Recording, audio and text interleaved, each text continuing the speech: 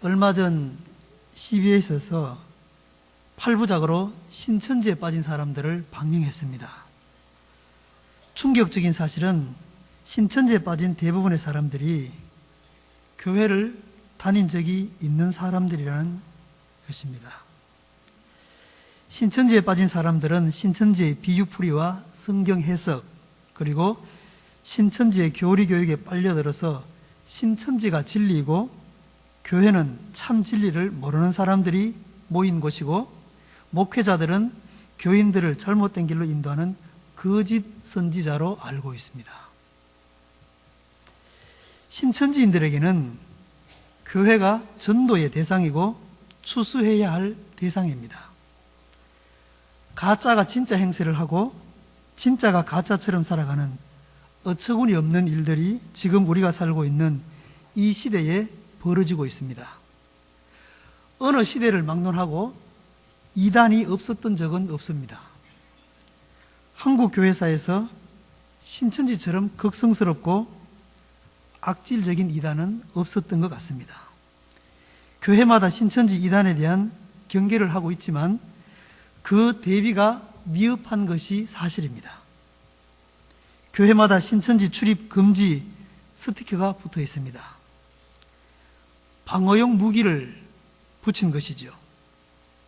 방어로만 끝나는 싸움은 결코 이길 수가 없습니다. 방어를 함과 동시에 공격용 무기를 교회가 준비해야 합니다. 성경에서 공격용 무기는 성령의 검입니다.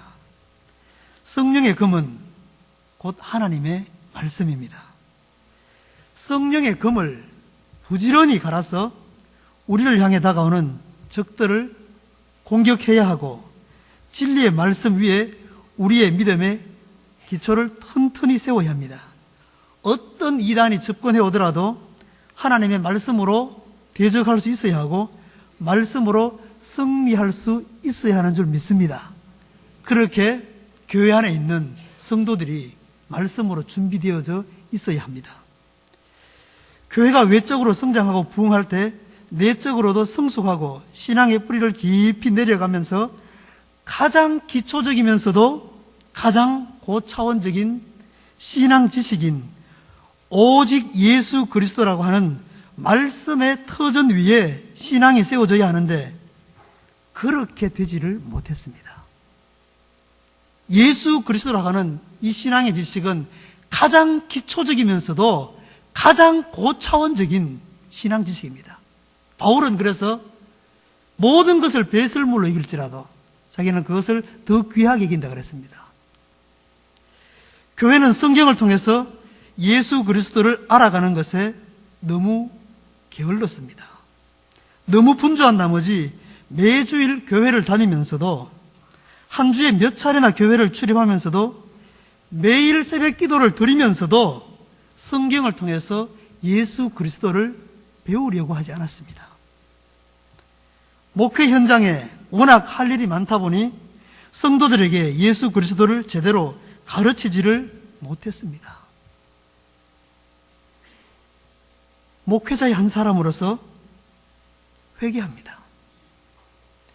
교회가 이렇게 영적인 잠을 자고 있는 사이에 신천지가 그 틈을 노려서 교회로 들어온 것이고 교인들에게 접근을 해오고 있는 것입니다. 지금도 그렇게 접근을 해오고 있습니다. 성도를 신천지에 빼앗긴 하나님의 탄식 소리, 자녀를 신천지에 빼앗긴 가정의 통곡 소리, 교인을 신천지에 빼앗긴 교회의 신음소리가 들리지 않으십니까? 성경이 예수 그리스도를 말하고 있고 성경의 주제요, 성경의 주인공이 예수 그리스도인데 교인들이 예수 그리스도를 아는 지식이 초등 수준에 불과하다면 교회의 미래가 어떻게 되겠습니까? 지금이라도 늦지 않았습니다. 성경 말씀의 터전 위에 믿음의 기초를 확고히 하고 우리의 믿음을 건강하게 세워나가야 하는 줄 믿습니다. 이렇게 교회는 내적으로 다져져야 합니다. 우리는 보지도 않고 따져보지도 않고 확인해 보지도 않고 믿습니다. 믿으십시오. 라는 말을 너무 쉽게 하는 경향이 있습니다. 보지 않고 누군가의 말을 듣고 믿는 믿음은 대단한 믿음을 필요로 합니다. 의심하면서 믿는 믿음보다 훨씬 더 신앙적으로 우위에 있는 것처럼 보입니다. 그런데 보지 않고 말만 듣고 믿는 믿음, 직접 확인하지 않고 믿는 믿음은 상당히 위험할 수 있고 확신에 이르지 못하는 믿음일 수 있고 잘못된 길로 빠질 가능성도 다분히 안고 있다는 것을 기억해야 합니다. 보고 믿는 믿음, 따져보고 믿는 믿음, 의심하는 가운데 믿는 믿음은 어떻게 보면 상당히 믿음이 없는 것처럼 보이지만 실상은 보지 않고 믿는 믿음보다 더 수준 있고 견고한 믿음일 수 있습니다. 보고 믿는 믿음을 과소평가하거나 의심하면서 믿는 믿음을 죄악시하는 것은 바람직하지가 않습니다. 오늘 본문 말씀 바로 전의 이야기는 안식 후 첫날 이른 아침에 예수님의 빈 무덤 사건과 부활하신 예수님을 만난 사람들의 이야기가 나옵니다. 다 부활에 관련된 이야기입니다.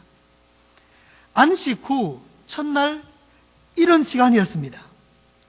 막달라 마리아가 무덤으로 달려갔습니다.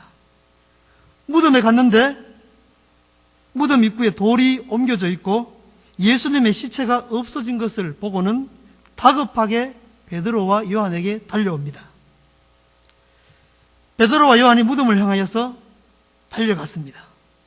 요한이 좀 더 일찍 도착했는데 무덤 안으로 들어갈 용기가 나지 않아서 나중에 도착한 베드로가 무덤 안으로 먼저 들어갔습니다. 그리고 뒤따라서 요한이 무덤 안으로 들어갔습니다. 마리아가 말한 대로 빈 무덤이라는 것을 확인했고 마리아가 전해준 말을 그제서야 믿게 되었습니다. 8절 말씀을 한번 찾아보시면 합니다. 오늘 20장 8절 말씀입니다. 8절 말씀을 같이 한번 읽겠습니다. 그때야 무덤에 먼저 갔던 그 다른 제자도 들어가 보고 믿더라. 마지막 부분에 들어가 보고 믿더라. 이 말을 한번 주목해서 봤으면 좋겠습니다. 이 사람이 누구냐 하면 요한복음을 기록한 사도 요한입니다. 사도 요한은 마리아의 말대로 빈 무덤이요 예수님의 시체가 없다고 하는 마리아의 말을 보고 믿었습니다. 이것을 믿은 것이지 예수님의 부활을 믿은 게 아닙니다. 9절 말씀을 보면 확인할 수 있습니다. 그들은 성경에 그가 죽은 자 가운데서 다시 살아나야 하려는 말씀을 아직 알지 못하더라 했습니다. 예수님께서 죽은 자 가운데서 다시 살아날 것이라는 것을 이해하고 깨달았다면 예수님의 부활을 믿을 수도 있었겠지만 아직 말씀을 이해하고 깨닫지 못했기 때문에 예수님의 부활을 그 무덤 현장에 갔지만 확신하지를 못했습니다. 예수님의 부활을 확신하지 못한 채 요한과 베드로는 자기들의 집으로 돌아갔다라고 10절에 얘기합니다. 부활을 확신하지 못했어요. 빈 무덤이라는 것만 확인하고 자기들의 집으로 돌아갔습니다. 지금이 아니라 지금 우리가 살고 있는 이 상황이 아니라 그 당시의 상황으로 우리가 한번 들어가야 합니다. 예수님이 부활하신 것을 직접 보지 않고는 확인하지 않고는 제자들도 예수님의 부활을 믿지 못하고 있다는 사실입니다. 오늘 이 자리에서 우리가 그거를 이해하면 안 되고 그때 그 현장 속에서 예수님의 제자들 3년 동안이나 함께 있던 제자들도 부활하신 주님을 보지 않고는 믿지를 못했단 말입니다. 베드로와 요한은 예수님의 부활을 확신하지 못한 채 자기들의 집으로 돌아갔습니다. 두 명의 제자 베드로와 요한은 무덤을 떠나 집으로 갔지만 마리아는 무덤가를 떠나지 않고 무덤 밖에 서서 울고 있습니다. 마리아 역시 빈 무덤이라는 것을 가장 먼저 알았지만 예수님이 부활하셨다는 것을 믿지 못했고 확신하지도 못했습니다. 무덤 안에 두 천사가 있는 것을 보았고 부활하신 예수님이 곁에 있었지만 알아보지를 못했습니다. 부활하신 예수님이 마리아야 부르실 때 마리아는 그때서야 비로소 예수님이 부활하셨다는 것을 알았고 믿게 되었습니다. 부활하신 주님을 봤을 때 알았고 믿게 되었다는 것이죠. 부활의 첫 목격자인 막달라 마리아가 제자들에게 부활하신 예수님을 보았다고 얘기했습니다. 부활의 첫 목격자인 막달라 마리아, 그녀는 예수님의 부활을 보지 않고 믿은 게 아닙니다. 보고 확인하고 믿었습니다. 안식 후 첫날 저녁이 되었습니다. 제자들은 유대인들이 무서워 두려워 떨면서 한 곳에 모여 있었습니다. 문을 닫고 모여 있었습니다. 빈 무덤을 보고 간 베드로와 요한도 그들 가운데 있었습니다. 제자들은 아직 예수님의 부활을 믿지 못하고 있었습니다. 두려움에 떨면서 문을 잠그고 있었어요. 그런데 부활하신 예수님이 그들에게 찾아오신 것입니다. 예수님은 손과 옆구리를 보여주시면서 자기가 부활했다는 것을 제자들에게 직접 확인시켜 주었습니다. 예수님의 부활을 직접 보고 확인한 제자들은 예수님의 부활을 믿었고 부활하신 예수님을 보고 기뻐하였습니다. 제자들은 보지 않고 믿은 게 아니고 보지 않고 기뻐한 것이 아니고 보고 믿었으며 보고 기뻐했습니다. 부활하신 주님을 보고 기뻐했다는 것이죠. 문제는 제자들이 모인 그 현장에 도마라는 제자 한 사람이 없었다는 겁니다. 도마가 그때 뭘 했는지는 모르지만 하여튼 도마가 그 현장에 없었습니다. 부활하신 예수님을 본 제자들은 한 목소리로 이야기합니다. 도마야, 너 어디 갔다 왔어? 예수님이 부활했어. 우리들 모두가 다 봤어. 우리들이 모여있는 방문이 잠겨 있었는데 부활하신 예수님이 우리를 찾아왔어. 내가 없을 때에 오셨어. 십자가에 못 박힌 손도 보여주시고 창에 찔린 옆구리도 보여주시면서 우리에게 직접 확인까지 시켜주셨어. 야, 너희들 그걸 나보고 믿으라는 거야? 너희들 지금 장난치냐? 내가 너희들과 함께 없었다고 공갈치는 거야? 난 못 믿어. 너희들 예수님 손과 옆구리를 봤다고 했지. 나는 예수님의 손, 못 박힌 그 손에 내 손가락을 넣어보지 않고는, 내 손가락을 그 옆구리에 넣어보지 않고는 절대로 믿을 수가 없어. 너희 10사람이 아무리 예수님이 부활했다는 것을 봤다고 해도 나는 믿지 못하겠어. 예수님의 부활을 직접 본 10명의 제자들이 예수님의 부활을 보지 못한 한 명의 제자 도마를 감당해내지를 못합니다. 보지 않고는 못 믿겠다는데 어쩌겠습니까? 도리가 있습니까? 난 보지 않고 못 믿겠다. 아무리 얘기해도 못 믿겠다는데 어찌할 도리가 없지 않습니까? 아마 우리들 중에도 이런 사람이 있을 겁니다. 아무리 다른 누군가가 봤다고 해도 나는 보지 않고는 못 믿겠어. 그런 사람이 있을 거예요. 저도 그런 사람 중에 한 사람이 아닐까 싶습니다. 무조건 믿지 않습니다. 알아보고 확인하고 믿습니다. 아무리 봤다고 하더라도 내가 확인해보고 믿는 그런 성향을 가지고 있습니다. 믿는 사람들 중에도 이런 성향을 가진 사람들이 있을 것입니다.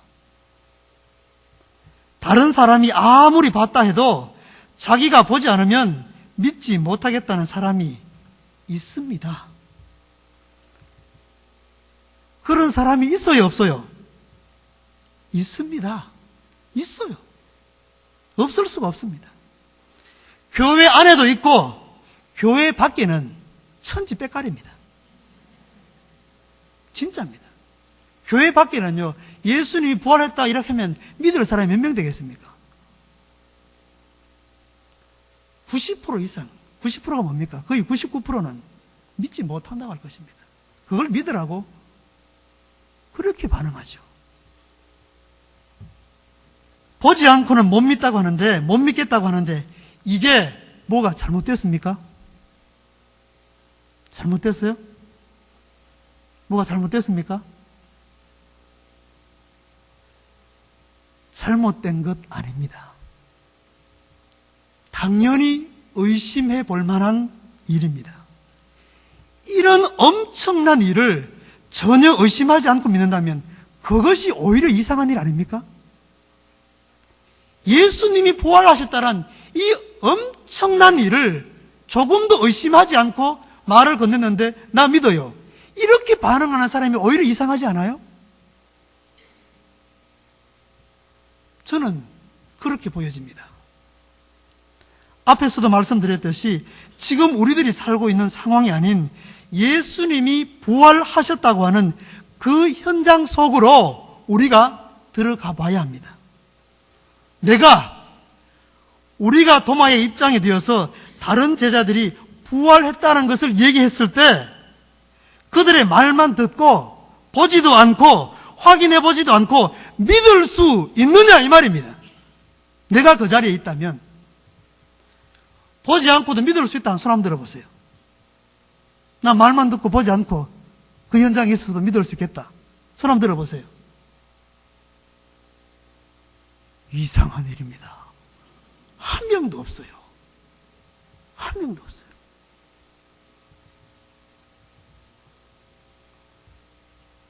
보지 않고는 믿을 수 없다.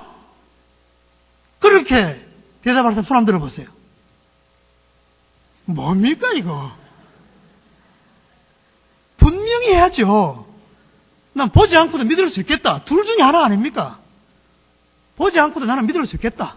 보지 않고는 믿을 둘 중에 하나인데 이래 애매해서는 안 되거든요. 신앙생활은 분명히 해야 됩니다. 정직해야 됩니다. 애매모호하면 안 됩니다. 솔직히 해야 됩니다. 생각해 보십시오. 누구의 믿음이 큰 믿음입니까? 누구의 믿음이 수준 있는 믿음입니까? 누구의 믿음이 건강한 믿음입니까? 누구의 믿음이 정직한 믿음입니까? 중요한 것은 주님 앞에서 정직한 마음의 고백, 솔직한 믿음의 고백을 할 수 있어야 한다는 것입니다. 이렇게 우리의 믿음의 고백을 정직하게, 솔직하게 고백하며 살아가는 이 자리에 있는 모든 분들이 될 수 있기를 주님의 이름으로 축복합니다. 정직해야 돼요. 솔직해야 됩니다. 내 마음으로는 믿지도 못하고 확신하지도 못하는데 사람들이 봤다고 하니까, 사람들이 그렇다고 하니까 그냥 끌려가는 믿음은 자칫 위험할 수 있습니다. 믿음의 뿌리가 다른 사람에 의해서 좌지우지될 수 있습니다. 바람에 밀려 요동하는 그런 믿음이 될 수 있다 이 말입니다. 자기 믿음의 고백, 자기 신앙의 고백을 스스로 확증할 수 있어야 합니다. 이렇게 우리의 믿음을 스스로 확증할 수 있는 분들로 살아갈 수 있기를 주님의 이름으로 축복합니다. 자기 믿음의 고백은 분명하게 해야 됩니다. 애매한 것이 아니라. 8해 후에 부활하신 예수님이 제자들이 있는 곳에 다시 찾아오십니다. 그 현장에는 토마도 있었습니다. 다른 제자들은 부활하신 예수님을 이미 봤기 때문에 별로 놀라지 않았을 겁니다. 그런데 도마는 부활하신 예수님을 처음 보기 때문에 엄청나게 놀랐을 것이고 자기가 한 말이 있기 때문에 어찌할 바를 몰랐을 것입니다. 현장에서 부활하신 예수님이 나타나셨거든요. 자기가 한 말이 있잖아요. 당황했을 것입니다.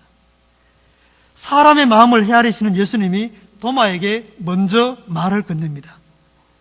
도마야, 내 손가락을 내밀어 내 손을 보고 내 손을 내밀어 내 옆구리에 넣어보라. 그리하여 믿음 없는 자가 되지 말고 믿는 자가 되라. 이렇게 얘기하십니다. 믿음 없는 자가 되지 말고 믿는 자가 되라. 이 말씀 제가 궁금해서 영어 성경을 찾아봤더니 조금 의미가 달라요. 영어 성경에는 이렇게 됐습니다. Stop doubting and believe. 믿음 없는 자가 되지 말고 믿는 자가 되라. 이 말이 아니고 의심하는 것을 멈추고 믿으라. 의심하는 것을 멈추고 믿는 자가 되라. Stop doubting and believe. 의심하지 말고 중단하고 믿으라는 이 음성이 도마의 가슴을 울린 것 같습니다. 성도님들의 상상에 맡기겠습니다. 도마가 손가락을 손에 넣고 손에 옆구리를 넣었을까요? 안 넣었을까요? 자기는 넣어보지 않고는, 여기 넣어보지 않고는 믿지 못하겠다라고 그렇게 얘기했잖아요. 그런데 그 부활의 주님을 만났어요. 그리고 그 주님께로부터 음성을 들었어요. 그런 도마가 예수님 못 박힌 손에 여기 손가락을 넣고 여기 찔린 허리에 손을 넣었을까요? 안 넣었을까요? 몰라요. 성경에는 넣었다 안 넣었다 말이 없어요. 그냥 상상입니다. 제가 상상하기는 손가락을 넣지 못했을 것 같습니다. 손을 옆구리에 넣지 못했을 것 같습니다. 의심하는 것을 중단하고 믿으라. 이 음성을 주님께로부터 들었는데 어떻게 넣을 수 있었겠습니까? 넣으려고 했다가 부활하신 예수님의 발 앞에 무릎을 꿇고 눈물을 떨구면서 선생님은 나의 주님이시요 나의 하나님이십니다. 그렇게 고백하지 않았을까 하는 생각이 듭니다. 어제 저녁 늦은 시간에 이 말씀을 읽고 읽었는데 저라면 그렇게 했을 것 같습니다.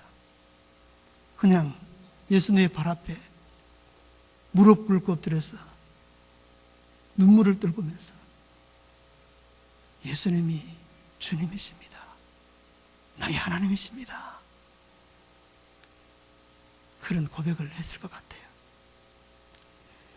도마의 신앙 고백이 아름다운 이유는 다른 사람이 아닌 자기 신앙 고백이기 때문입니다. 도마는 부활에 대한 의심이 있었지만 부활하신 예수님을 만나는 그 순간 의심의 안개는 완전히 사라지고 그 의심이 오히려 더 견고한 믿음, 더 확실한 믿음이 되었습니다. 그 이후 그는 의심 많은 도마가 아니라 예수님의 부활을 증거하는 증인으로 살아가게 되는데 인도까지 가서 복음을 전하고 부활의 증인으로 살다가 그의 인생을 마감합니다. 인도 첸나이에 가면 도마가 창에 찔려서 순교한 동굴이 있습니다. 저는 청년 담당할 때 인도 순교 2번이나 갔는데 갈 때마다 그 순교 현장을 방문했습니다. 내가 성경에서 알던 그 도마가 이곳 인도까지 와서 복음을 전하고 이 동굴에서 창에 찔려서 순교했구나. 부활의 증인으로 살다가 순교했구나. 그게 제 가슴에 전율을 울렸습니다. 한때는 의심했지만 부활의 주님을 확정한 이후에는 의심하지 않고 부활의 증인으로 살다가 순교하고 그의 인생을 마감한 그 도마의 삶이 너무너무 아름답게 보여줬습니다. 29절 말씀, 너는 나를 본고로 믿느냐? 보지 못하고 믿는 자들은 복되도다 하는 말씀은 부활하신 예수님을 보고 믿겠다고 한 도마를 책망한 말씀이라기보다는 도마 이후에 부활의 주님을 직접 보지 못했지만 그럼에도 불구하고 예수님의 부활을 믿게 되는 사람들을 위한 격려의 말씀이요, 위로의 말씀이요, 소망의 말씀이 아닌가 싶습니다. 바로 이 자리에 있는 우리에게 주시는 말씀입니다. 우리 중에 한 사람도 부활하신 예수님을 직접 본 사람이 없습니다. 그럼에도 불구하고 우리는 예수님의 부활을 믿고 살아갑니다. 주님의 은혜입니다. 도마에게도 감사하십시오. 우리가 의심할 것을 도마가 미리 해주었기 때문에 우리가 의심하지 않고 부활의 주님을 믿는 것 아니겠습니까? 우리의 믿음은 예수 그리스도의 십자가와 부활에 근거해야 합니다. 예수 그리스도에 대한 분명한 자기 신앙 고백이 있어야 합니다. 도마와 같이 나의 주님, 나의 하나님이라는 고백 말입니다. 이러한 고백을 진정으로 하는 사람이라면 이 세상 가운데 예수 그리스도의 증인으로, 부활의 증인으로 당당하게 살아가게 될 줄 믿습니다. 예수 그리스도의 증인이요, 부활의 증인으로 살아가는 것을 당당하게 여기며 자랑스럽게 여기며 살아가는 우리 모두가 될 수 있기를 주님의 이름으로 축복합니다. 기도하겠습니다.